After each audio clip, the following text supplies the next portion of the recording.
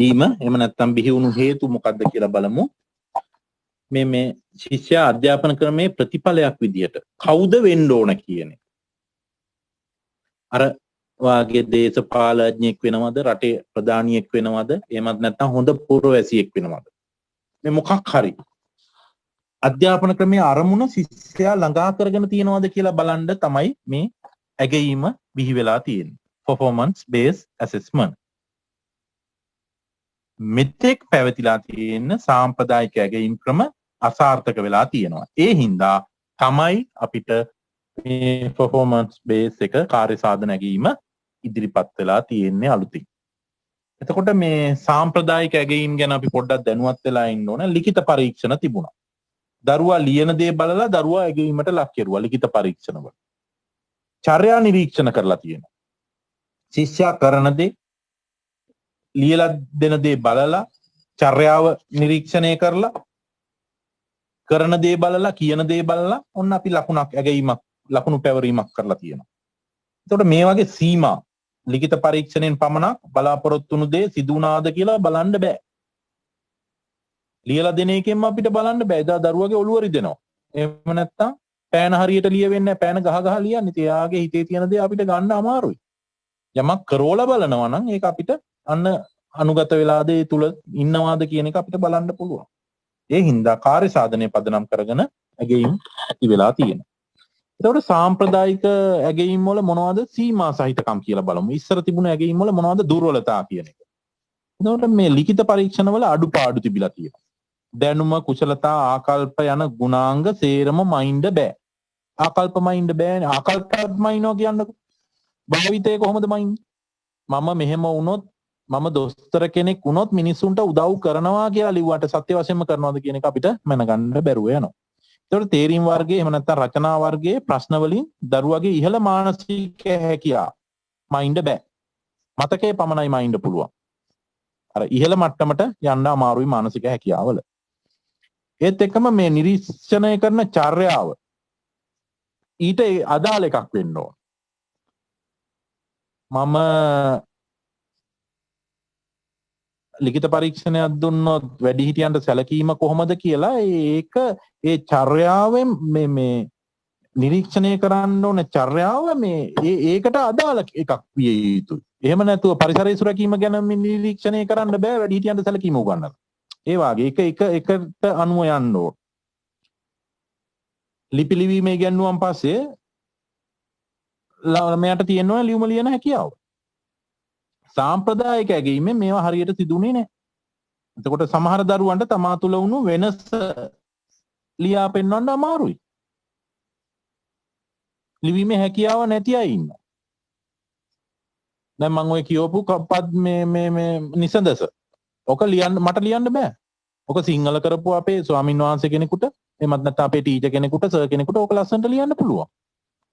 මට ඒ හැකියාව නැහැ. මට කියනවා කවියකින් ඔයා මේ තියෙන පවතින තත්ත්වය ගැන කවි පන්තියක් ඉදිරිපත් කරන්න. එහෙම නැත්නම් කවි පන්තියක් ලියලා ඉදිරිපත් කරන්න. ඒකට ලකුණු දෙනවා. මට ලියන්න පුළුවන්, තව කෙනෙකුට ලියන්න බෑ. අන්නේ භාෂා හැකියාව අනුව ටික වෙනස් වෙනවා. තමා තුළ වූ වෙනස ලියලා දක්වන්න අමාරුයි. මේ හින්දා කාර්ය සාධන නැගීම හඳුන්ලා දීලා තියෙනවා. මේකේ ක්‍රම තුනයි. කාර්ය සාධනය පදනම් කරගත්ත ඇගීම, විකල්ප ඇගීම, සුතත්ත්‍ය ඇගීම. ඔන්න ඔය ක්‍රම තුන හඳුන්ලා දුන්නා. කාර්ය සාධනය පදනම් කරගත් ඇගීම, විකල්ප ඇගීම සහ සුතත්ත්‍ය ඇගීම. මේවා අතර විශාල වෙනස්කම් නැහැ. ලිඛිත පරීක්ෂණ වලින් මැනිය නොහැකි දේ වෙනත් ක්‍රම වලින් මැනිය යුතුයි දරුවන්ගේ දක්ෂතා මයින්ඩ් එක. ඒකට ඒවා තමයි මේ මැනීම් ක්‍රම. ඒක කාර්ය සාධනය පදනම් කරගත් ඇගීම ගැන බලමු. දරුවා ඉගෙන ගත්ත දේ යමක් කිරීම තුලින් ප්‍රදර්ශනය කිරීම කාර්ය සාධනය පදනම් කරගත් ඇගීමයි. ඉගෙන ගත්ත දේ යම කරන්න දීලා බලනවා. කේක් එක හදන්න කියලා දෙනවා හෝම් සයන්ස් ටීචර්. නැටුම් ටීචර් මොකද්ද මයුරාවන්නම නටන්න කියලා දෙනවා මෙහෙමයි කියලා දරුවා නටලා පෙන්නනවා. ලිඛිත පරීක්ෂණයකින් දරුවට තමා ළඟා කරගත්ත කුසලතාවය පෙන්වන්න බැරි වෙනකොට වෙනත් ක්‍රම වලින් අවබෝධය හා කුසලතාවය යමක් කරලා පෙන්නලා නිරූපණය කරන්න ඕන. එතකොට එනි ගෝනර්ඩ් කියන කෙනා කාර්ය සාධන ඇගීමට හොඳ නිර්වචනයක් දෙනවා. ශිෂ්‍යයාට තමා අත් කරගෙන ඇති අවබෝධයක් කුශලතාවයක් එළියට දෙන්න ප්‍රදර්ශනය කරන්න මොකක් හරි කාර්යයක් කරලා පෙන්වන්න වෙනවා. ඒ ආකාරයේ තක්සේරුකම කාර්ය සාධන ඇගීම. මේක තමයි ගෝනල් මහත්තයා කියන්නේ. තමා තුළ ළඟා කරගත්ත දේවල් අවබෝධයන් කුශලතාවයන් එළියට ප්‍රදර්ශනය කරන්න නම් මොකක් හරි දෙයක් කරලා පෙන්වන්න ඕන.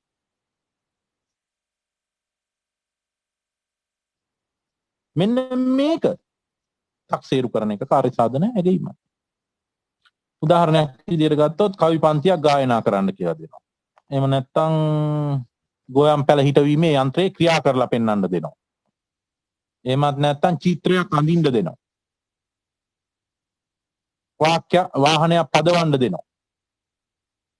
කෙටි කතාවක් ලියන්න දෙනවා. පද්‍ය පන්තියක් නිර්මාණය කරන්න දෙනවා.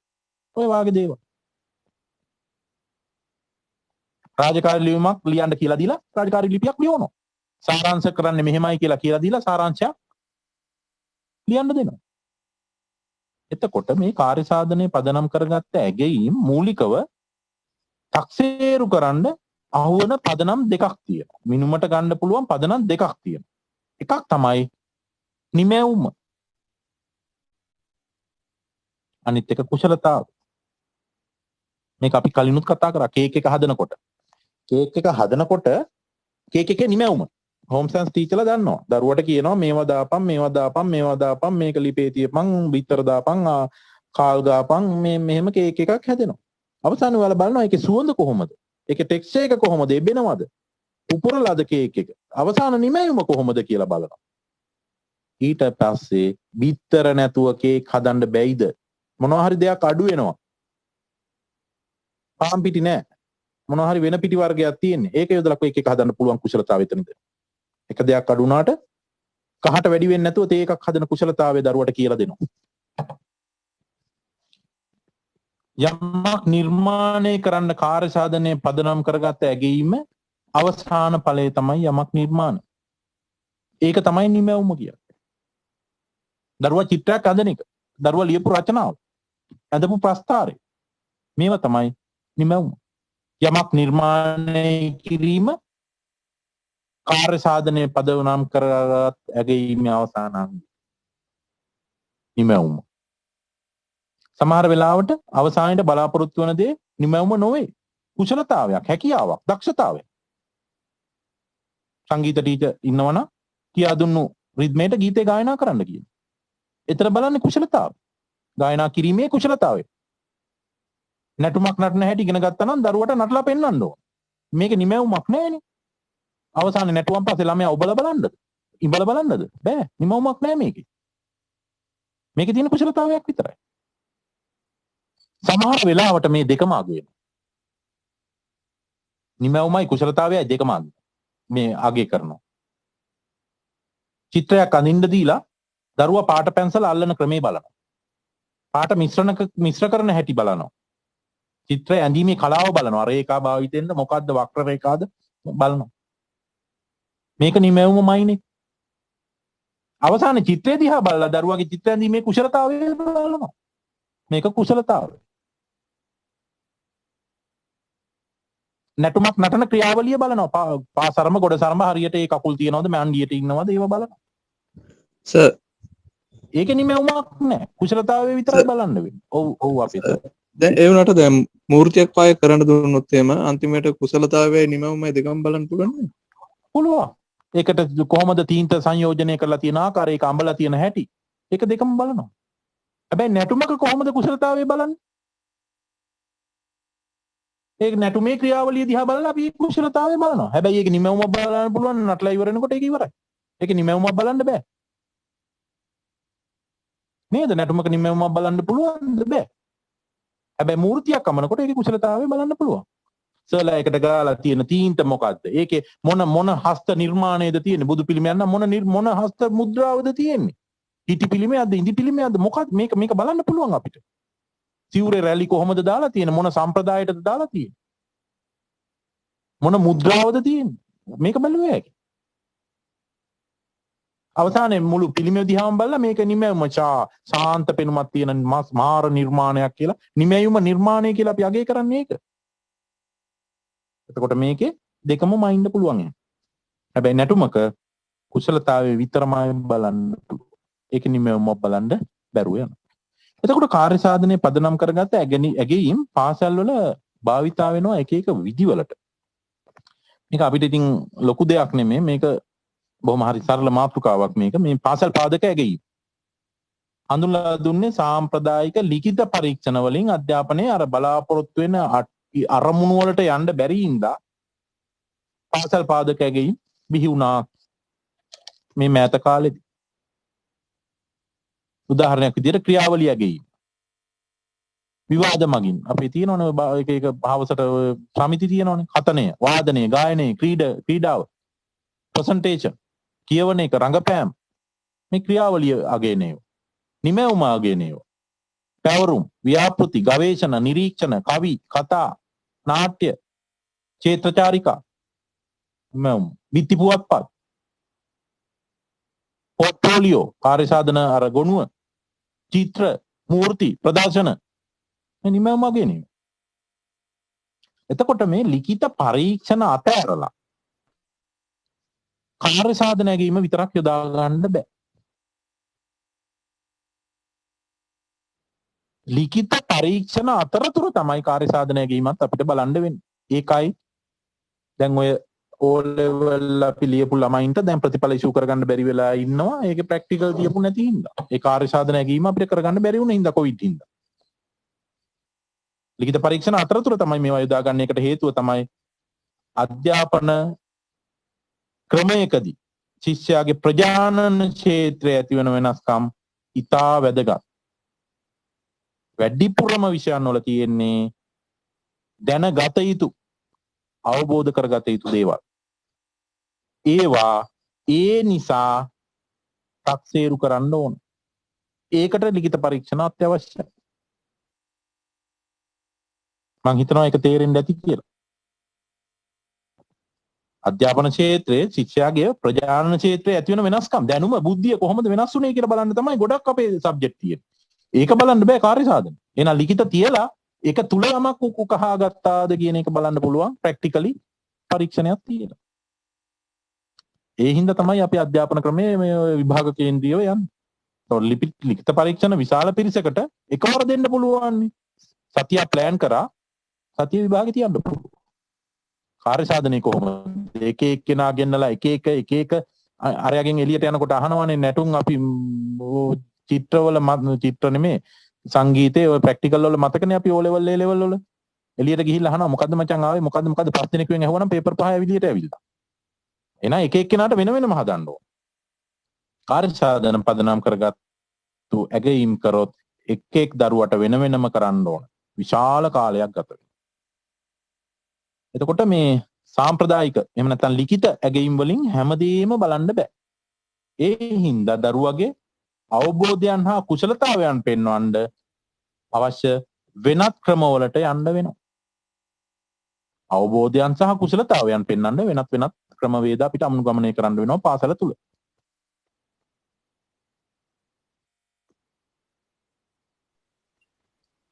සර් මේක අර නිමවුම සහ කුසලතාවය කියලා කියවනේ කාර්ය සාධනය පදනම් කරද ගේම් වෙනම සඳහා ක්‍රම දෙකක් භාවිතා කරනවා කියලා.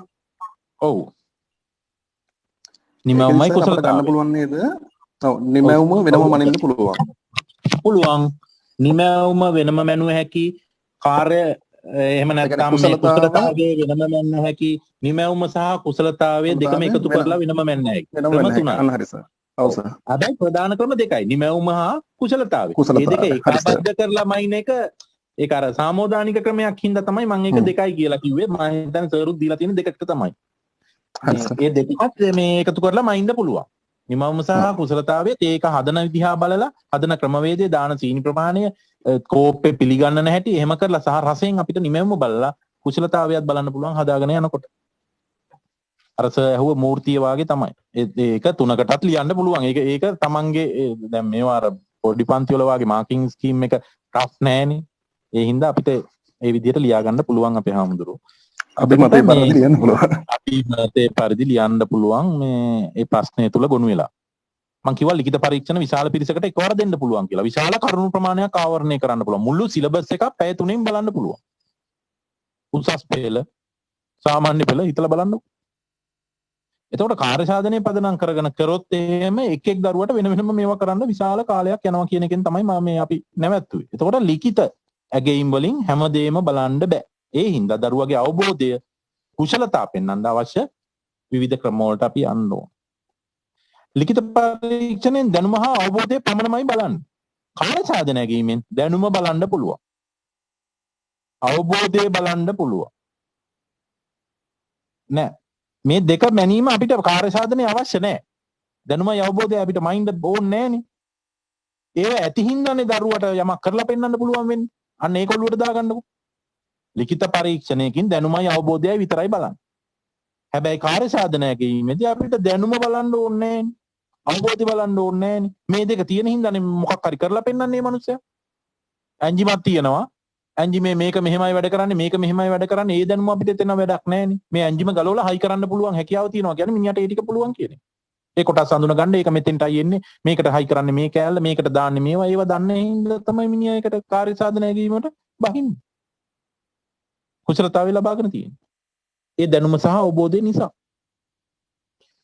එතකොට අපි අර දෙවැනි එකට යනවා විකල්ප පරීක්ෂණ කියන්නේ මොනවද කියලා බලමු. ලිඛිත පරීක්ෂණ සඳහා විකල්ප ලෙස භාවිතා කරන පරීක්ෂණ. මේවා මූලිකව ඉලක්ක වෙලා තියෙන්නේ ලිඛිත පරීක්ෂණ වලින් නොමැනෙන්නේ නැති කුශලතා ප්‍රදර්ශනය කරන්න. ඉඩ ලැබෙන ක්‍රියාවලිය. උදාහරණ නිරීක්ෂණ. එතකොට වෛද්‍ය විද්‍යාලයේ අවුරුදු 4 සැරයක් තියෙනවා ප්‍රදර්ශන. ලිඛිත ඒ වගේ මයින්ඩ් බැරි ගොඩාක් දේවල් එළියට එනවා. වාචික ඒවා. ඔය මොනවාද අපි පන්තියේ සමහර වෙලාවට දෙපිළ බෙදලා විවාද තියෙනවා. වාචික ඉදිරිපත් කිරීම තියෙනවා. කාර්ය සාධන ගොනු සමහර ඩිග්‍රී වලට මාස්ටර්ස් වලට කම්ප්ලීට් කරන්න එනවා මේ පෝර්ට්ෆෝලියෝ එකක්. තමන් ඒ තුල ඉගෙන ගත්ත එකක මේ අසයින්මන්ට් එකක් වගේ එකක් පෝර්ට්ෆෝලියෝ එක කාර්ය සාධන ගොනු සම්මුඛ පරීක්ෂණ ව්‍යාපෘති ඕවා ගන්න පුළුවන්. ඕවා තමයි විකල්ප පරීක්ෂණ විදියට අපිට අර්ථ දක්වන්න පුළුවන්. සුතත්‍ය ඇගීම් සැබෑ ජීවිතේ ගැටලු පදනම් කරගත්ත ඇගීම්. කාර්ය සාධනයේ පදනම් කරගත්ත ඇගීමක්මයි වෙනස තියෙන්නේ කාර්ය සාධන පදනම් කරගත්ත ඇගීමකදී දරුවා යමක් ප්‍රායෝගිකව කරලා පෙන්වන්න ඕනයි කියන කාර්ය අදාළයි. හැබැයි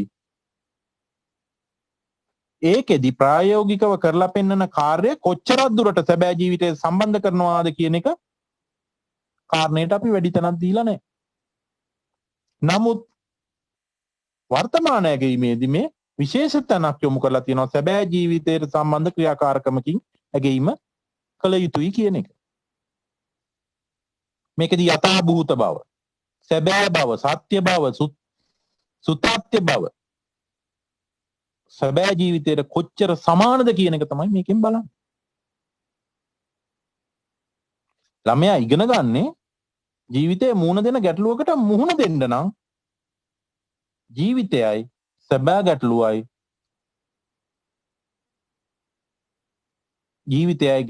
සැබෑ ගැටලුවයි අපි දරුවට දෙන්න ඕන. ඒ පිළිබඳව එහෙම දීලා තමයි අපිට මිනුමක් ගන්න පුළුවන්. එතකොටයි අපි බලන්න ඕන මේ ගැටලුව රයිට් මෙයාට විසඳ ගන්න පුළුවන් කියන්නේ. උදාහරණයක් විදියට කුෂිකර්මයේ ඉගෙන ගන්න දරුවා හරියට පොළොව කොටන්න. එමත් නැත්නම් උදැල්ල හසුරවන්න.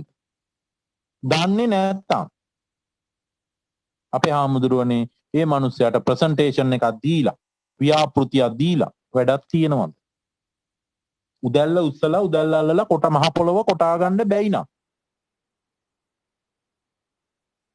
මේවා දීලා වැඩක් නැහැ දරුවට හරියට මහ පොළොව කොටා ගන්න බැයි නම්. සැබෑ ගැටලුව ආශ්‍රයෙන් ඇගීම සිදු වෙන්නේ නැත්තම් ඒ ඇගීමෙන් වැඩක් නැහැ. දරුවා ඍජුකෝණාශ්‍රයේ වර්ගඵලය හොයන්නේ අනාගතයේ ඍජුකෝණාශ්‍ර මහ පොළොවේ යනකොට පෑගෙන්නේ නැහනේ. ධර්මඩුවේ කණු හතර හදාගන්න මුළු පාසල්ලා නූලක් ඇදලා විකර්ණ බලලා මේ ධර්මඩුවේ නැත්තම් ඕන මහත්තයෙක් ගෙන ආපු දවසට ඉන්න හම්බෙන්නේ නැහැ ධර්මය කියලා. ධර්මඩුවේ කණු හතර හදාගන්න වාහන ගෑරේජ් එකේ කණු හතර හදාගන්න. එහෙම නැත්තම් ටයිල් මහ පොළොවට මේ ගෙදරට පොළොවට මේ සාලෙට රයිල් අල්ලනවා නම් ටයිල් කැට ගන්න දල වශයෙන් කොච්චරද කියලා බලා ගන්න. අනාගතේ ඍජු කෝණාශ්‍රවල මහ පොළොවේ පෑගෙන ඍජු කෝණාශ්‍රවල වර්ගඵලය හොය පිස්සෙක් වාගේ යන්න නෙමෙයි. සුතත්‍යයේ ඊමට හොඳ අර්ථ දැක්වීමක් තියෙනවා. ජෝන් මිලර් කියන විද්‍යාඥයා කියනවා සුතත්‍යයේ ඊම කියන්නේ අවශ්‍ය දැනුම කුශලතාවයන්ගේ අර්ථාන්විත භාවිතයක් පෙන්눔 කරන අන්දමින් සැබෑ ජීවිතය හා සම්බන්ධ කර දැක්වීමට දරුවට නියම කරන තක්සේරු ක්‍රමයක් කියලා. හරි වැදගත් අර්ථ දැක්වීමක්. ජෝන් මිලර් දැනුම හා කුශලතාවයන්ගේ අර්ථාන්විත භාවයක් පෙන්눔 කරන ආකාරය. මේ දැනුම කුශලතාවය උපරිම තැනට අරන් ගිහිලා තියෙන අර්ථාන්විත භාවිතය. අර්ථයක් ඇතුව යොදා ගන්න. පෙන්눔 කරන අන්දමට සැබෑ ජීවිතයට දරුවගේ සැබෑ ජීවිතයට සම්බන්ධ කරලා මොකක් හරි දෙයක් කරලා දක්වන්න ළමයාට නියම කරන තක්සේරු ක්‍රමයක් කියලා හොඳ අර්ථ දැක්වීමක් දෙනවා. මැක්මිලන් කියනවා සුතත්‍යයගැීමක් කියන්නේ ශිෂ්‍යයාට තම දැනුම සැබෑ ලෝකයේදී මුහුණ දෙන ආකාරයේ කටයුත්තකදී භාවිතා කිරීමට ඇති හැකියාව ඍජු ලෙස තක්සේරු කරන ක්‍රමයක්. වැදගත්. මිලන් මහත්තයාට අනුව ශිෂ්‍යයා ඉස්කෝලෙන් ගත්ත දැනුම සැබෑ ලෝකයේදී කොහොමද මේක යොදාගන්නේ කියලා භාවිතා කරන්න තියෙන හැකියාව කෙලින්ම බලන එකක්.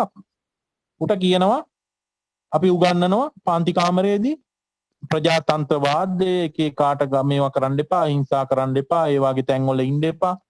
ගහනකොට කකුල් දෙකට වැඳ දුවලා හරි බේරෙන ගැලවිජ්ජාව කියන එක උගන්වලා තියන්න සැබෑ ජීවිතේ යොදා ගන්න තිබුණු අවස්ථාව. ඒක ඇත්තටම එයා කරනවද කියලා අගයන එක. එහෙම නැතුව මෙහෙන් වරෙන් ගහ ගන්න කිව්වහම කඩුවයි පොල්ලයි අරගෙන එහෙම තරම උස්සගෙන යනවද කියන එක තමයි එතන බලන්නේ. සැබෑ ජීවිතේ කොහොමද එයා ඒකට මුහුණ දෙන්නේ කියලා. මැක්මිලන් හොඳ අර්ථ දැක්වීමක් දක්වනවා. එහෙනම් කාර්ය සාධනයකීම කියන්නේ ප්‍රායෝගික ක්‍රියාකාරකම සැබෑ ජීවිතයට සමීප වීමට අනිවාර්ය නැහැ. ඔන්න දෙකේ වෙනස. ඕනනම් ලියා ගන්න. ප්‍රායෝගික ක්‍රියාකාරකමකට සැබෑ ජීවිතයට සමීප වෙන්න අනිවාර්ය නැහැ. කාර්ය සාධනයකීම. සුතත්‍යයගේ මේ ප්‍රායෝගික ක්‍රියාකාරකම සැබෑ ජීවිතයට සමීප වීම අනිවාර්යයි. අපි බලමු කොහොමද මේ කාර්ය සාධන ඇගීමක් කාර්ය සාධනයේ පදනම් කරගත් ඇගීමක් සැලසුම් කරන්න කියලා. මේකට කාලය යනවා, සල්ලි යනවා, මුදල් යනවා, සම්පත් වැඩිපුර භාවිතා වෙනවා. ඒ හින්දා හැම පාඩමකටම අපේ ටීචර්ලා කාර්ය සාධන ඇගීම් යොදා ගන්න එපා, ඉස්කෝලෙන් ගහලා එළවයි. අවශ්‍ය විටකදී විතරක් මේකට යොදා ගන්න. එක් පාඩමක්, එක විෂය ඒකකයක් පාඩම් කීපයක් පදනම් කරගෙන මේක කරන්න පුළුවන්.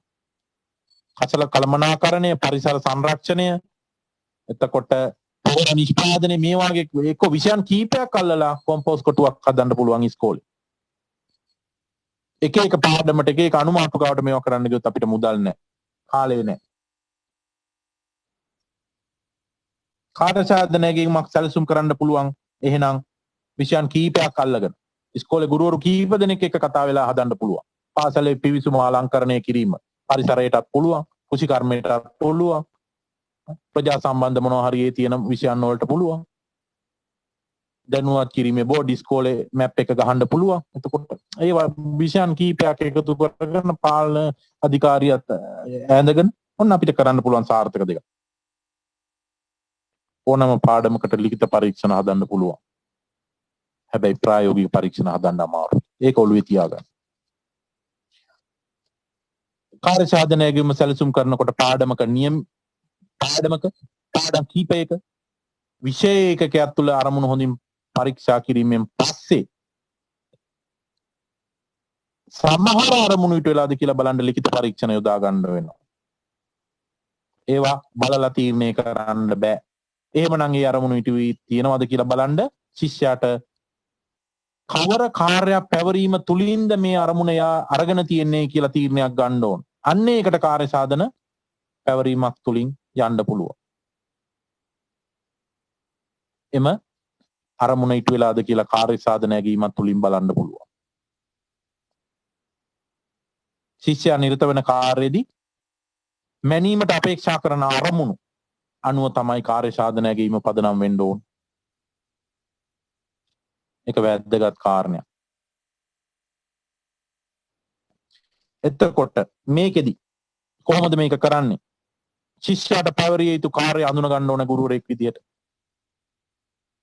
කෙටි දෙයක්ද? තනි තනිව කරන දෙයක්ද? කණ්ඩායමක් එකතු කරලා කරන දෙයක්ද? සතියෙන් කරන දෙයක්ද? සති දෙකක් තුල කරන දෙයක්ද? උසස් පෙළ පන්ති කාමරේ ඉන්න කාල පරිච්ඡේදය තුලම කරන ව්‍යාපෘතියක්ද? එහෙම දෙයක්ද? මේව බලන්න ඕන. දෙන ලද දත්ත පදනම් කරගෙන ප්‍රස්තාරයක් ඇඳීම උදාහරණයක්. චාරිකාව සංවිධානය කිරීම. දෙන ලද මාතෘකාව ඔස්සේ උදෑසන විනාඩි 4ක් කතා කිරීම. උදෑසන කතාව. පහුගිය දා නිවුස් වලට ගිය නිවුස් වල එකතුවකින් සාරාංශ කරලා උදේ විනාඩි 2ක් දරුවන්ට පසු පෙර දින ප්‍රවෘත්ති සාකච්ඡාව. ලියුමක් ලියවන එක. ප්‍රදර්ශනයක් සංවිධානය කරන එක. මෙන්න මේවා ශිෂ්‍යයාට පැවරිය යුතු කාර්යයන් හඳුනගෙන අපි කරන්න ඕන.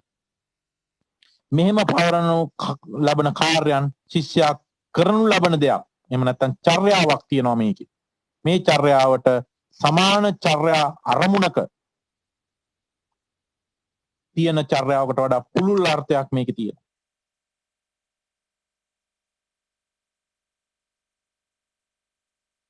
මේ විදිහට පවරන කාර්යයක කරනු ලබන දෙයක් තියෙනවා. මේක මේ චර්යාවට සමාන චර්යා අරමුණක තියෙනවා. මේ චර්යාව කියන දෙයට වැඩිය ගොඩාක් ගැඹුරට ගිය අර්ථයක්. උදාහරණයක් තමයි චාරිකාව සංවිධානය කිරීම, දරුවන්ගේ ආරක්ෂාව මෙතන කොහොමද අවසරය ගන්නෙ, කොහොමද බස් එක ඇරේන්ජ් කරගන්නේ, කොහොමද මේකට මුදල් දිවා කෑම වේල කොහොම මේවා කියන්න ඕනේ අලුතෙන්. එහෙනම් ශිෂ්‍යයාට පැවරිය යුතු කාර්ය හඳුන ගන්න ඕන. මම දෙවෙනි එක විදියට දකිනවා ශිෂ්‍ය සාධනය පදනම් කරගත් ඇගීමකදී ශිෂ්‍යයා කරන කාර්ය තුලින් ක්ෂේත්‍ර කීපයකට අදාළව ඉගෙනුම් ඵල ප්‍රදර්ශනය වෙන්න පුළුවන්. උදාහරණ ශිෂ්‍යයාගේ දැනුම අවබෝධය කියන බුද්ධිමය කුසලතා මේ වගේ එළියට එනවා. ශිෂ්‍යයා ළඟා කරගෙන තියෙන අත්පත් කරගෙන තියෙන ඉගෙනගෙන තියෙන ආකල්ප ආවේදන කුසලතා වගේ ඒවා පෞරුෂ ලක්ෂණ මේකෙන් නිරූපණය වෙනවා. නායකත්වය, සම්මෝබල පෞරුෂය මේ වගේ නියෝජනය වෙනවා, එළියට එනවා. ශිෂ්‍යයාගේ අත්පත් කරගෙන තියෙන මනෝචාලක කුසලතා ඉදිරියට එනවා. ශිෂ්‍යයා අත්පත් කරගෙන තියෙන සමාජ කුසලතා ඉස්සරහට එනවා. වැඩිහිටියන්ට සැලකීම. දරුවා පාසල් යනකොට වයසක ආච්චි කෙනෙක් ඉන්නවා පාරේ කහිරේ මෙහා පැත්තේ. පාර මාරු වෙන්න බෑ.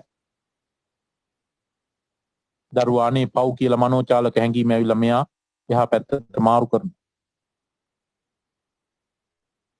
පරිසරයේ සුරකිය යුතුයි කියන දේ දරුවා තියනවා ඔළුවේ.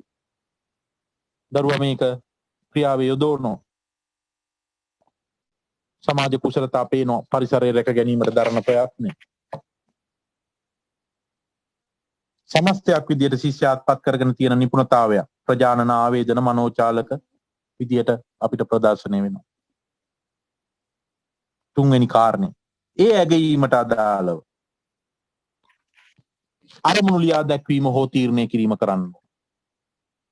ඒ කියන්නේ ඒ ක්‍රියාකාරකම ඔස්සේ තාක්සේරු කරන්න බලාපොරොත්තු වෙන චර්යා අරමුණු ඉගෙනුම් ඵල පිළිබඳව අපි තීරණයක් ගන්න ඕන. මේම කිව්වට තේරෙන්නේ මම උදාහරණයක් දෙනවා. ප්‍රස්තාරය අඳින්න නම් දරුවා මොනවා අත්පත් කරගෙන ඇද්දයි කියලා බලන්න ඕන. ප්‍රස්තාරය ඇඳීම තුලින් මෙයා මොනවද අක්ෂ දෙක ඉගෙනගෙන තියෙනවද? XY ලකුණු කරන්න දන්නවද අක්ෂ දෙක? නිවැරදිව ගැලපෙන ප්‍රස්තාරයේ ඒකට අදාළ ප්‍රස්තාරය තෝරගත්තද කියලා බලා ගන්න එක. නිවැරදිව වර්ණ භාවිතා කරලා වර්ණ ගැනීම. මෙන්න මේවත් අත්පත් කරගෙන තියෙනවද කියලා බලා ගන්න. එහෙනම් ඇගීමට අදාළ අරමුණු අපි තීරණය කරන්න ඕන. ඊළඟට තක්සේරු කරනකොට තක්සේරුව සඳහා යොදා ගන්න නිර්ණායක තීරණය කරන්න ඕන. නිර්ණායකයක් කියන්නේ මොකක්ද?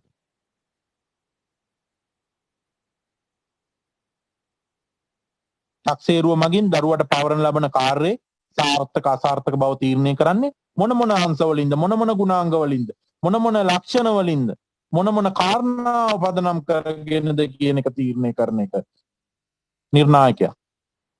මේ නිර්ණායක බොහෝ වෙලාවට තක්සේරුව පදනම් කරගත්ත අරමුණු වලින්ම තෝරගන්න ඕන දේවල්. දත්ත සමූහයයි ප්‍රස්ථාරයේ ගැලපීමයි.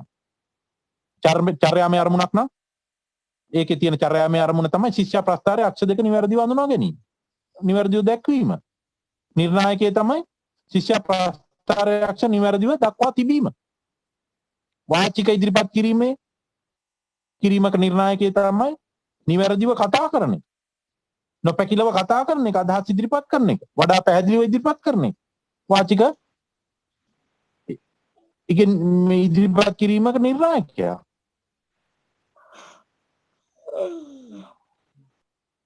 එහෙනම් කාර්ය සාධනයේ පදනම් වැගීමකට ඇගීමක් පිහිටවා ගන්නකොට අපි මොනවද බලන්න ඕන සාධක කියලා බලමු.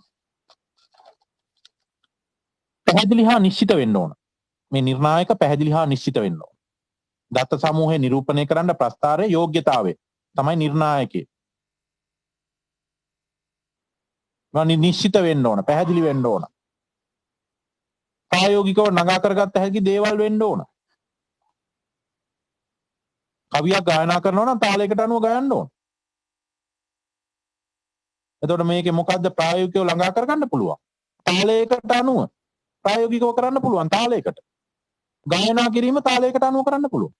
මෙන්න ප්‍රායෝගිකව ළඟා කරගත්ත හැකි දේවල්. කවියක් තාලයකට ගායනා කරනකොට තාලයට අනුව කියන එක මේ ළඟා කරගන්න පුළුවන්. ගැයීම කියන එක ළඟා කරගන්න පුළුවන්. මේක දෙකක් ළඟා කරගන්න පුළුවන්.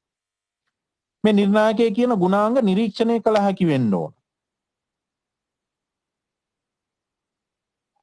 ඇත්තටම තාලයකට එලි සමය මොනවද ඒ ශ්‍රුතියට අලංකාර යොදාගෙන මේක ගායනා කරනවද කියලා බලන්න පුළුවන් වෙන්න ඕන. තාලයකට ගායනවාද යන්න නිරීක්ෂණය කරන්න පුළුවන් වෙන්න ඕන. ඔය අපේ තියෙන ඔය ප්‍රෝග්‍රෑම් වල ඔය බලන්න ඉඳගෙන 3 දෙනෙක් ඒ විදියට තියනවාද කියලා. මේ සියලු නිර්ණායක පිළිබඳව ශිෂ්‍යයා දැනුවත් වෙන්න ඕන. ප්‍රසන්ටේෂන් එකක් දරුවට කරනවා නම් මොනවා පදනම් කරගෙනද ලකුණු දෙන්නේ කියලා දරුවා දැනගන්න ඕන. පැහැදිලි ඉදිරිපත් කිරීම, තර්කානුකූලභාවය, නිවැරදි ඉදිරිපත් කිරීම, නිවැරදි අක්ෂර භාවිතා කරලා තියෙනවද ප්‍රසන්ටේෂන් එකේ, අදහස් වල නිවැරදි බව, අවස්ථානෝචිතව කතා කරපු දේවල්, වාක්කෝෂය කොහොමද දරුවගේ, පොත ගැහෙනවද, මේවා බලන්න ඕන. මේවා කලින් කියලා දීලා තියෙන්න ඕන. අයි කන්ටැක්ට් ඇස් ගැටීම කොහොමද මේ ඔඩියන්ස් එකට. සියලු නිර්ණායක පිළිබඳ ශිෂ්‍යයා දැනුවත් වෙන්න ඕන. කාර්ය සාධන පදනම් කරගෙන ඇගීමක් පිහිටවීමේදී මේවා බොහොම වැදගත් කරුණු. කාර්ය සාධනයේ පදනම් කරගත් ඇගීමක් කළ යුතු ආකාරය පිළිබඳව පැහැදිලි උපදෙස් ලබා දීලා තියෙන්න ඕන. ශිෂ්‍යයාට අවශ්‍ය මඟ පෙන්වීම සහිතව නිසි උපදෙස් දෙන්න ඕන. දැන් අපිට තියෙන ගැටලුව තියෙන්නේ OBT ද ගෙන්නලද? OBT ද ගෙන්න අපි තාම වැනෙනවා. හරියට තිබුණා නම් අපි මේක කොහොමද කරන්න කියලා අපි දන්නවා. එහෙනම් කාර්ය සාධනයේ පදනම් කරගත ඇගීම කළ යුතු ආකාරය පිළිබඳ හොඳට උපදෙස් තියෙන්න ඕන. ඊළඟ කාරණේ ශිෂ්‍යයාගේ කාර්ය සාධන ඇගීම ලකුණු පවරන එක, ප්‍රතිපෝෂණය ලබා දෙන එක හරියට සිද්ධ වෙන්න ඕන. කාර්ය සාධනයේ පදනම් කරගෙන ඇගීමකට ලකුණු දෙන්න නම් ප්‍රධාන ක්‍රම දෙකකට කරන්න පුළුවන් ඒක. Analytical approach විශ්ලේෂණ ක්‍රමය යොදා ගන්න පුළුවන්. Holistic approach සමස්ත ක්‍රමය යොදා ගන්න පුළුවන්. අපි බලමු කොහොමද කාර්ය සාධන ඇගීමකට ලකුණු පවරන්නේ විශ්ලේෂණ ක්‍රමයට කියලා. මේ දෙක කතා කරපුවම ඉවර වෙනවා කාර්ය සාධන ඇගීම. මේ දෙකත් ඉවර කරලම නවත්තමු. මේක වැදගත් ක්‍රමයක්. විශ්ලේෂණ ක්‍රමය කියන්නේ ශිෂ්‍යයා කාර්ය සාධනයේ එක එක නිර්ණායක ඔස්සේ විශ්ලේෂණය කරලා ලකුණු පැවරීම හෝ අවශ්‍ය ප්‍රතිපෝෂණය සැපයීම. එක එක කරුණු පදනම් කරගෙන මේ ක්‍රමයට ලකුණු දෙන්න ක්‍රම 3ක් තියෙනවා. පිරිසුම් ලයිස්තුව චෙක්ලිස්ට් එකකට ලකුණු දෙන්න පුළුවන්. භාවිතා කරන ක්‍රම මේ කාර්ය සාධන ඇගයීම විශ්ලේෂණ ක්‍රමයට ලකුණු පැවරීමේදී භාවිතා කරන ක්‍රම. කාර්ය සාධනයකට කාර්ය සාධනය ගීමකට ලකුණු දෙන්න පුළුවන් ප්‍රධාන ක්‍රම දෙකකට විශ්ලේෂණ සහ සමස්ත ක්‍රම. විශ්ලේෂණ ක්‍රමය කියන්නේ ශිෂ්‍යයාගේ කාර්ය සාධනයේ එක් නිර්ණායක ඔස්සේ විශ්ලේෂණය කරලා ලකුණු දෙන එක සහ අවශ්‍ය ප්‍රතිපෝෂණය දෙන එක. මේ කරන ක්‍රමෙත් ආය කොටස් තුනකට බෙදන්න පුළුවන්. චෙක්ලිස්ට්, පිරිසුම් ලයිස්තු, ප්‍රමාණන පරිමාණ, රේටිංగ్ ස්කේල් එක, විස්තරාත්මක ක්‍රමය.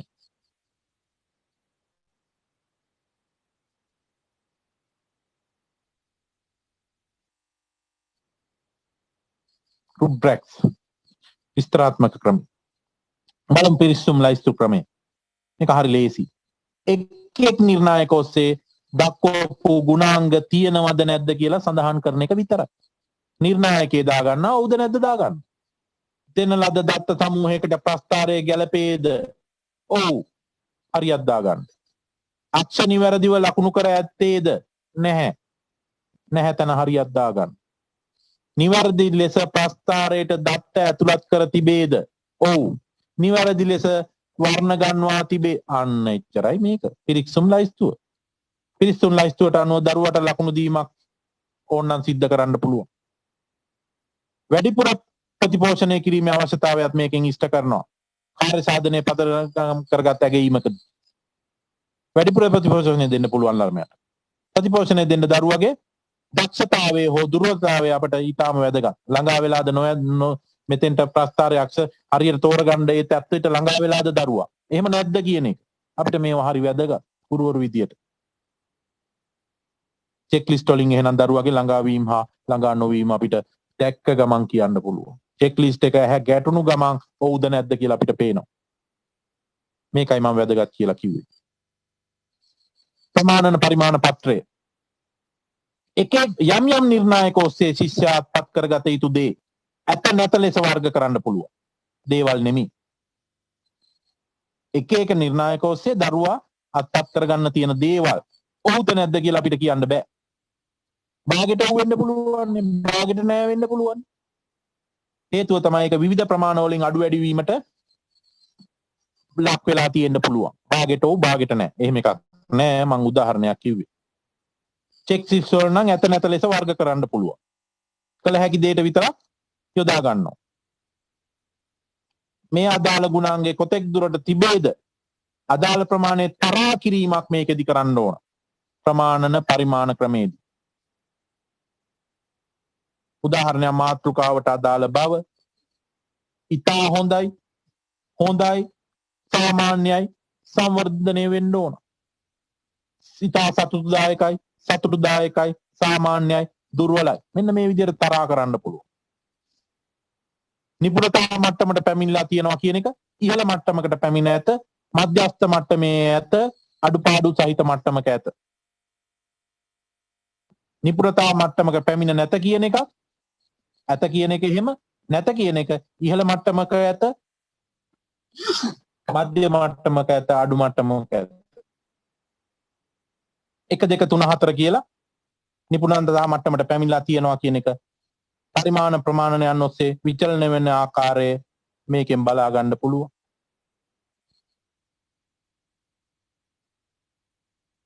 මේකේ දුර්වලතා තියෙනවා. නිර්ණායකයන් ප්‍රමාණාත්මකව සමබර නොවුනොත් මේක අපිට තේරුම් ගන්න බැරුව යනවා. නිර්ණායකයන් ප්‍රමාණාත්මකව සමබර වෙන්න ඕන. එහෙම නැවුනොත් අපිට බෑ මේකෙන් යමක් ගන්න. මේකෙත් 1 2 3 4 කියලා දාලා නිර්ණායක නිපුණතා මට්ටමට පැමිණ ඇත. එක හරිද? දෙවෙනි නිපුණතාවයේ ඇවිල්ලාද? 3 නැද්ද? 4 නැද්ද? මෙහෙම අපිට දිගටම දාගෙන යන්න පුළුවන්. චෙස් ලිස්ට් එකට වැඩිය ටිකක් සංකීර්ණ. හොඳයි, ඉතා හොඳයි, සාමාන්‍යයි, සංවර්ධනයයි කියලා. කාරණා 4 5ක් ඔස්සේ යනවා. විස්තරාත්මක ක්‍රමය. 3 වෙනි ක්‍රමය. ප්‍රමාණන පරිමාණ ක්‍රමේ මොකක් හරි නිර්ණායකයක් ඔස්සේ දරුවගේ කාර්ය සාධන මට්ටම ප්‍රමාණාත්මකව වර්ග කරන ලැබුවත් හොඳද, ඉතා හොඳද, නරකද, ප්‍රමාණාත්මකව මේක කරත් තරහා කරලා කරාට ඒ එක් කාණ්ඩය ඔස්සේ එමත් නැත්නම් එක නිර්ණායකයේ ඔස්සේ ළමයා පැමිණලා තියෙන මට්ටම මොකක්ද කියලා අපිට පැහැදිලි.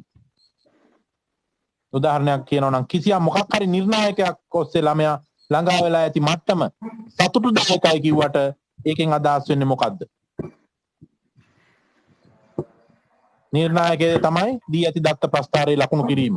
දුර්වලයි. ඉතා දුර්වලයි, සතුටුදායකයි, ඉතා සතුටුදායකයි. දුර්වලයි කියලා එකේ හරිය තියෙනවා. මොකද්ද මේ දුර්වල කියන එකේ තේරුම? ගන්න බෑ. එහෙනම් විස්තරාත්මක ක්‍රමයේ පරිමාණයේ විවිධ මට්ටම් නිරූපණය කරනවා. ඒ මට්ටම් වල தත්ත්ව නිවැරදිව විග්‍රහ කරනවා. දුර්වලයි කියන්නේ මෙන්න මේ හේතු හින්දා තමයි මේ ළමයා දුර්වල. පරීක්ෂණයට ගුරුවරයා හදපු ඒවා ඒ පාසලේ උපකරණ අදාළ විදියට භාවිතා කළේ නැහැ. ඒ හින්දා දරුවා දුර්වලයි කියලා කියනවා. අන්න දුර්වල වලටත් හේතු දාලා තියෙනවා. ඔව්ද නැද්ද දානවා. ඒක ආයෙ කඩනවා. ප්‍රමාණන පරිමාණ එකේ හොඳයි, ඉතා හොඳයි, සාමාන්‍යයි, සංවර්ධනය විය යුතුයි.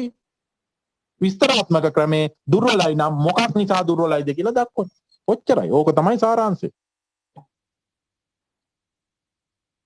නිර්ණායකයට ඉතා දුර්වලයි, සතුටුදායකයි, ඉතා සතුටුදායකයි. දුර්වල නම් මොකද්ද දරුවගේ හේතුව? ප්‍රස්ථාරයේ අක්ෂර ලකුණු කර නැත නිවැරදිව. අන්න දුර්වලතාවය ලියලා තියෙනවා. පුදුම ලේසි දරුවට විශ්ලේෂණය කරගන්න. කාර්ය සාධන ඇගීමට හරිම ලේසි. එහෙනම් මේ ක්‍රමයේ ලක්ෂණ මොනවද? Tamanටත් ඇගීම කරන හැටි පැහැදිලි, දරුවටත් පැහැදිලි. කවුරු ඇගීම කළත් සම ලකුණු වැටෙනවා. මගේ ඉස්කෝලේ මේක හඳුන්ලා දුන්නත් කොළඹ ටීචර් කෙනෙක් කරත් එයාටත් සම ළඟ ලකුණු වෙනවා. ප්‍රතිපෝෂණය කරන්න කිසිම හේතුවක් නැහැ. මෙතන තියෙනවා දුර්වලයේ සේරම කාරණා ටික ලිය වෙලා තියෙනවා. ප්‍රතිපෝෂණය කරන්න කරුණු තියෙනවා. අතන සාර්ථකයි, ඉතා සාර්ථකයි කියවට ප්‍රතිපෝෂණයට කරුණ නැහැ.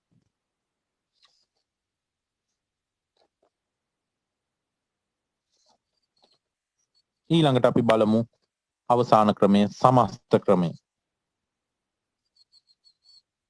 සමස්ත ක්‍රමය නිර්ණායක වලට බෙදන්නේ සමස්ත ප්‍රමාණ පරිමාණ ඔස්සේ වර්ග කරනවා මේකෙදි. මේක තමයි සමස්ත ක්‍රමය කියන්නේ. මේක දැනට බහුලව භාවිතා වෙන්නේ නැහැ. නිර්ණායක වලට බෙදන්නේ නැතුව සමස්ත ප්‍රමාණ පරිමාණ ඔස්සේ තමයි වර්ග කිරීමක් මේකේ කරන්නේ. මේක දැනට ඉතින් භාවිතා වෙන්නේ නැහැ සුලභව. ඒ හින්දා ඒ ගැන වැඩි කතා කරලා නැහැ. අපි සමස්ත ක්‍රමය කියලා දෙයක් මුළු සමස්තය ගැනම මේකේ බලනවා. මේක ඉවරයක් නෑ. මේකටත් වඩා සංකීර්ණයි. අක්ෂර ලකුණු කරලා නැත්නම් මොන අක්ෂයේද මේක ලකුණු කරලා නැත්තේ? තව තුරටත් කිමි දෙනවා මේක තුල. ඒතර මේක ඊට වැඩිය ටිකක් බරපතලව යනවා. එතකොට ව්‍යාපෘති වල ගොඩක් මේක යනවා. මෙහෙම ක්‍රමයක් තියෙනවා කියලා දැනගත්තාම ඇති. එහෙනම් අපි කාර්ය සාධන ඇගීම පදනම් කරගෙන කාර්ය සාධනයේ පදනම් කරගෙන කරන ඇගීම කියන එකත් ඔන්න අපි අවසන් කරලා තියෙනවා. එහෙනම් ඒකට අදාළ ප්‍රශ්න ටික බඩගිනි නැත්තම් බලනවා නම් එහෙම නැත්තම් ඊළඟ දවසේ කතා කරමු. දැන් අපිට තියෙන්නේ ලකුණු අර්ථ දැක්වීම විතරයි චන්ද්‍රදාස සර්ගේ. දැන් අපි සියලු ටික එතන අවසන් කරලා ඉවරයි. තව එකම එක කොටසයි තියෙන්නේ. ඊට පස්සේ ආවේදනික ගති ලක්ෂණ තක්සේරු කරන්න තියෙනවා. චන්ද්‍රදාසට අදාළව ඊට පස්සේ ඒවා සංවර්ධනය කිරීමේ අවශ්‍යතාවයන් ගැන කතා කරලා පරීක්ෂණයක් කොහොමද සැලසුම් කරන්නේ, ඒවට මොනවද ක්‍රමවේද තියෙන කියලා කතා කරා නම් චන්ද්‍රදාසගේ කොටස ඉවර වෙනවා. ඊට පස්සේ තමයි චින්තක සර්ගේ කොටසෙන් ගණන් ටික තියෙනවා. මැඩම්ගේ කොටසෙන් බහුවර්ණ දෙවර්ණ ඔය සීහුම් යා කිරීම ඒවා ටික තියෙනවා. ඒවා ටික කතා කරා නම් අපිට ප්‍රමාණවත් දැනුමක් මේ සබ්ජෙක්ට් එක ගැන ලැබිලා තියෙනවා. තව බොහොම අල්පයයි තියෙන්නේ. කාර්ය සාධනයේ පදනම් කරගත් තාක්ෂේ. කාර්ය සාධනයේ පදනම් කරගත් තාක්ෂේරුවත් අපිට කරලා තියෙනව නේද සර්? කාර්ය සාධනයේ පදනම් කරගත් තාක්ෂේරුවක් තියෙනවා. ඇගීම තාක්ෂේරුව ඒ ටික කරනවා.